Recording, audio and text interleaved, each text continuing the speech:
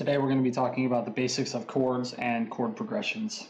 So the first thing you should do is lay down a scale. I'm going to lay down the minor scale. This is really easy to remember. If you just start on A and you lay down all the white keys, it's going to give you the key of A minor. So currently right now this is the key of A minor because we started from A, but we could easily just move this up or down and transpose it to any key. So let's say we want to write a song in G minor. So I'm just going to move the same scale shape down to G.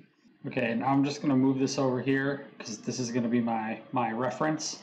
And the first thing you're going to want to do is lay down a note on the root of your scale. So in this case, it'll be G. And then we're going to follow this scale shape right here, lay down another note, but we're going to skip notes, right? So we're going to skip this A, and we're going to put this on this A sharp, or the B flat, I suppose you would call it. We're going to skip this C, and we're going to move up to D, right? So this is going to be our first chord right here. Okay, so now let's lay down another chord. So I guess I'll start on the A sharp this time. Once again, we'll skip C because that's the next one in the scale. We'll put it on D, and then we'll skip the D sharp and we'll put it on F. So now we have these two chords.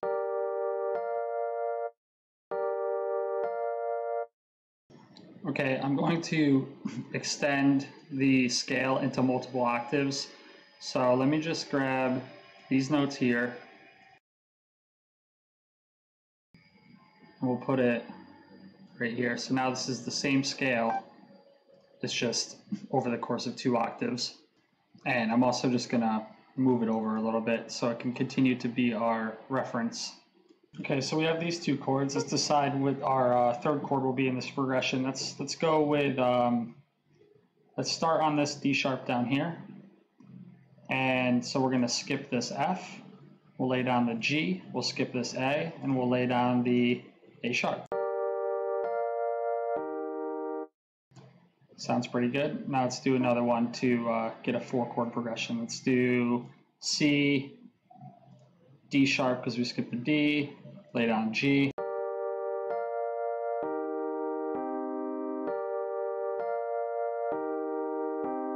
So it's a pretty simple 4-chord progression here. One thing that you can do to keep these things from getting clunky sounding is you can actually invert, it's called inverting the chord, to get these notes a little closer together. So let me take this D sharp and I'm going to move it a whole octave up.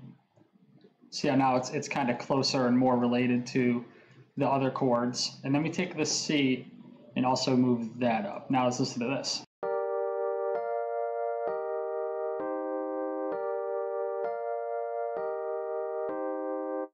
So you're going to want to use those inversions to keep your notes closer together and just sounding more related to each other. You'll notice that if you start spreading your chords super far apart, they won't sound as like gentle when you're moving between them. It'll just sound clunky and not very musical. So since we did the minor chords, or the minor scale, let's do a major scale. So the major is pretty easy to remember. If you start on C, all the white keys correspond to the major scale. So let me lay down my scale here. And likewise, I'm also going to layer 2 octaves like this.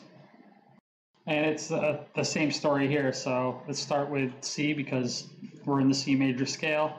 We will skip a note, go up to E, skip a note, go up to G. So there we go, that's our first chord. Okay, I'm just going to fill in a 4-chord progression here using that same system.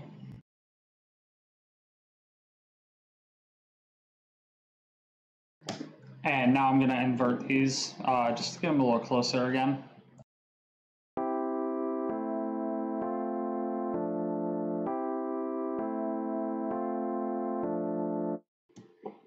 So that would be the basics of minor chords and as well as major chords. These types of 3-note chords are called triads. There are more advanced chords like 4-note chords where you get into like seventh chords. There's also certain chords where, say, you wouldn't necessarily skip a note, but you would bring the notes closer together and it would create a more of a tense chord. If you haven't built triads yet and gotten this idea down, I would start with these because these are the most basic and easy to harmonize consistently. So just to recap, make sure you're starting with a scale. If you ever forget how the minor scale or the major scale works, it's really easy.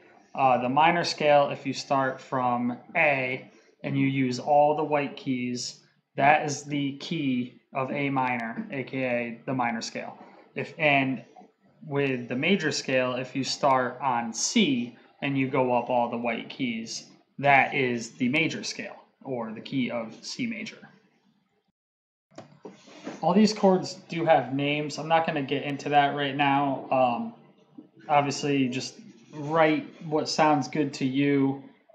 I will link a video in the description to somebody else's YouTube channel that explains the names of the chords. So if you ever want to talk with other producers or other musicians, you'll have that vocabulary to discuss these types of things.